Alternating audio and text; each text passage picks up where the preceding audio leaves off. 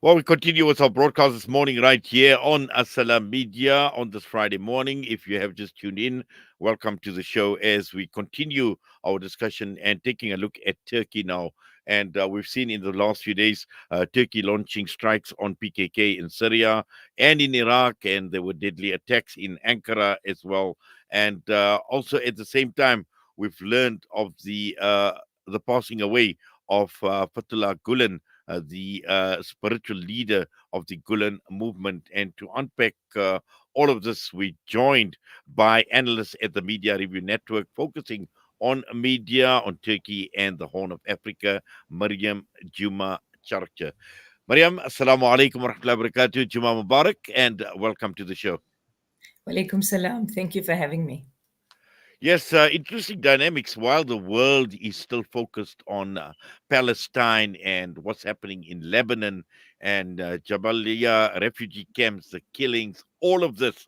And yeah, we are now faced with another situation.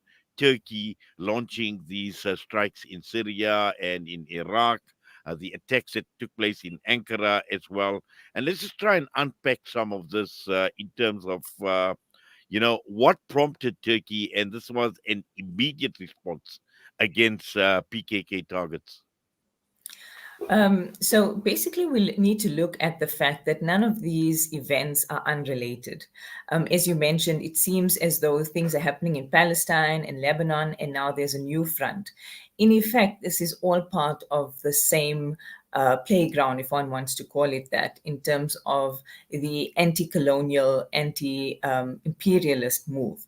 So Turkey's relations with the Kurdish community, its own Kurdish community, has been quite checkered in the sense that politically they have a party that represents the PKK in parliament, that represents the Kurdish people in parliament, whereas the PKK is an armed militant group that say that they're speaking on behalf of the Kurdish people. However, there is a lot of difference between civilian Kurdish people and what they espouse to be representing.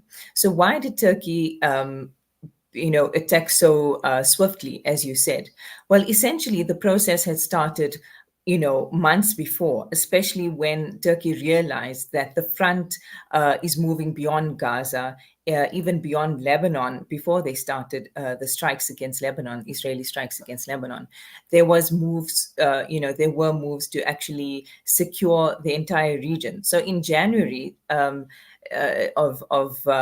this year, President Erdogan had actually met with his Iranian counterpart, the late President Raisi, and they had discussed, securing the borders between Iran, Turkey, and the open fields in terms of Syria and Turkey because of Iran's influence over that area as well. Unfortunately, as we know, he was killed in a helicopter crash. The circumstances around which are still not very clear. And after that, things began to deteriorate. So just the day before this particular attack in Ankara, which was targeted towards the Turkish defense and aeronautical systems, which is actually the head of intelligence and defense development, the opposition party, together with President Erdogan's party, the AKP, decided to make an overture towards the Kurdish party, and they suggested that should the PKK leave its armed resistance, they would be open to, first of all, allowing Ibrahim Öcalan, who is the head of the PKK behind bars at the moment, to be released on parole, and there would be space for dialogue. And the very next day, we see an attack in Ankara. Yes, and also I think this is quite significant because we are talking about the headquarters of of the Turkish defense company, and the mere fact that the Turkish aerospace industry has come under attack. This is absolutely important, and it's quite significant. And just to understand how significant is this for a country like Turkey, because this is very, very strategic, and the attack also was on one of its most strategic facilities. Um, Uncle Inayat, you have to also look at the timing, right? So we're looking at the attack on Tusash, but where is Tusash located? It's located in Kahraman, Kazan. And that is actually very ironic because the BRIC summit is being held in Tataristan in the city of Kazan.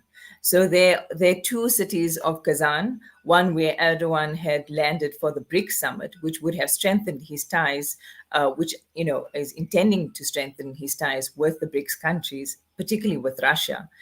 And we have another city in Turkey called Kazan, where 7 minutes after Erdogan had landed, the bomb exploded.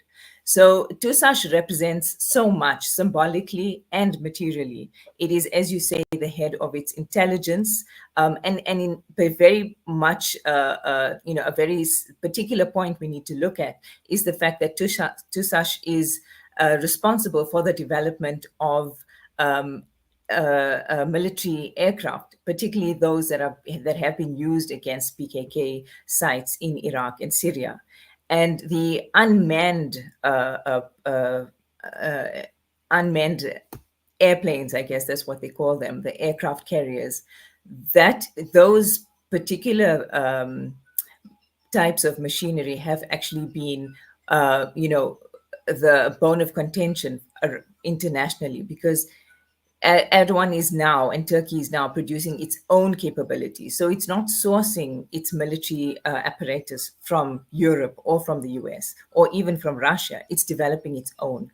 And by targeting Tusash, it's actually a message at the self sufficiency and at the actual defense system of Turkey. Well, certainly, and also, these facilities are important to Turkey.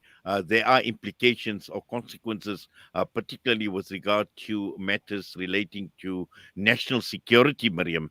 And I think this is important to understand in Turkey, because an attack like this could possibly be interpreted as an attack on on Turkey's national security and their ability to defend their national security. Again, looking at the international community, and how do they view Turkey, its response, the swift response we spoke about, and particularly generally operations against the PKK. Well, this has been interesting because, unlike when the strikes in Gaza or when Israel basically randomly attacks or at free will Syria or Lebanon, there are no outcries. But immediately the US seem to suggest that, they're very sorry about this attack and they, send their condolences to the people of Turkey. And it was actually quite suspiciously swift, to be honest. We do know the history of the PKK and its involvement with Mossad. Mossad has been training the PKK in Cyprus. They have, various bases around the region, and dual operations and training with Mossad and the U.S. troops. It's an open secret. So, in the sense of the response from the Americans, it's almost as though they know that Turkey knows that they are also involved. Yes, interesting, that you speak about the US, you speak about Mossad, and let's just take this discussion further, because at the same time, we've learned of the death of Fethullah Gulen as well. Yes. And we know the support he got in the United States of America as well. And just looking at the reaction in Turkey itself, we know that banning orders have obviously been issued with regard to any memorial services or anything relating to mourning Fethullah Gulen. And just your thoughts, Miriam, because again, yeah, we have somebody, an international figure. We know what had happened when the attempted coup had taken place as well. At the forefront, obviously, was the Gulen movement. So, just your thoughts on his legacy, and what does this actually mean for a country like Turkey and possibly even the broader international community? Well, certainly, Uncle Inayat, the death of Gulen has closed a chapter. It has definitely led the opening for perhaps a more secure Turkey in a more secure region, in the sense that there is a closure of this particular aspect. However, I would say that the legacy that Gulen leaves is quite it is complicated in the sense that they had started off as allies, AKP and the Gulen movement, simply because they had been seen as a social and religious movement. However, as the years went on and as people understood, even directly, listening to Gulen's own words, where he said that, his members had to start kind of oozing into the state's arteries. Those were his exact words. It was very clear that there was a deep state that they wanted to access and that they wanted to infiltrate and influence. So, in terms of his passing, he's definitely not being mourned in Turkey. There is a big sense of relief because his name had hung over the people, particularly since the attempted coup, where people who were suspected to be, linked to the Gulen movement were maligned and have had their lives turned upside down. Is his death likely to impact on the political landscape of Turkey, Mariam? So, as I said, it closes a chapter. It doesn't mean that the Gulen movement is over. What it would suggest is that there would be new leaders. At the moment, the name of Suat Yildirim has been put forward as a potential successor to Gulen. However, there's also an interesting regional dynamic because you have to know that the Gulen members are not allowed in Turkey. So they've obviously now moved abroad. The US, South Africa, Nigeria, and Germany, those are the main countries in which the Gulen movement are the strongest. And in fact, South Africa is seen as a haven for the exiles, or what they call themselves, exiles. Um, and so it would definitely mean that there is a change in tactic, and there's also a leadership tussle between those in Africa and Europe and the US. So, who is going to definitely lead the movement from now? It's not clear. Well, we know Gulen set up base in the United States of America, and he was protected by the United States, and this was evident also in terms of the memorial service that was held in the United States of America. There was a heavy police presence as well, so obviously that tells us, that he was protected, and the United States had a huge interest in Gulen himself, in the movement, and also looking at the impact this could have in a country like Turkey. And also, what is quite significant is there was a lot of cultural element. Obviously, the use of the Quran during the ceremony, all of that had taken place. And just how do you read into all these developments, and when the service was held in the United States of America? Look, exactly as you said, Uncle Inayat, the compound in which he lived was massive. It had, several acres, and it was seen as a retreat, a spiritual kind of oasis. However, as you also suggest, it was very heavily protected. And despite the fact that the Turkish government had sent the US government dossiers and dossiers of evidence of their involvement in the coup, as well as other illegal financial transactions that that broke international law with regard to money laundering and so on. Nothing was acted upon. The U.S. kept on saying they're still looking through the evidence. So there's definitely been a sense of this man being an asset to the U.S. Administration. With regard to his actual funeral and the process, it was very interesting to read the Washington Post's description, where they suggested, that this is just a very malign, or very spiritual man who had called for peace and for interfaith dialogue, and that simply had very pure and well-intentioned followers. So this is the perception that the U.S. administration would also like to put out, obviously. And the use of the Quran and everything else, obviously, it doesn't discount the fact that the members do call themselves Muslim, and that's not for us to judge. But essentially, there is very much a theatrical element around the performance of his status as a spiritual leader. Well, Mariam, we're going to have to leave it at that. I'm sure there's a lot more you and I can talk about, but unfortunately, time has run out, and we wish you all the best. Jooma Mubarak to you once again. Assalamu alaikum wa rahmatullahi wa barakatuh. Wa alaikum salam. Thank you. Well, that was Mariam Jooma Carikci joining us this morning with the Media Review Network and providing an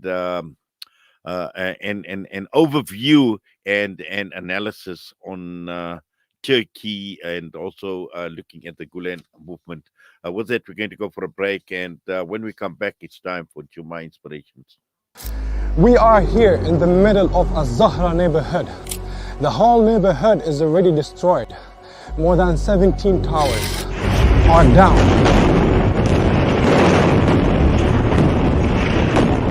Here, as you can see, the firefighters trying their best to help. The people are still under the rubble.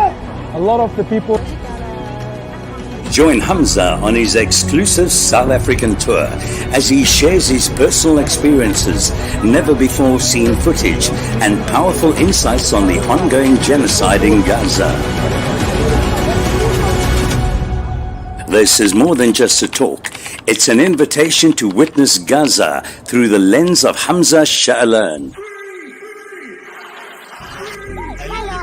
Don't miss this opportunity to meet the photojournalist who brought Gaza's pain and perseverance to the world in its darkest moments. Follow Salam Media on social media pages for more on this tour and be part of the conversation.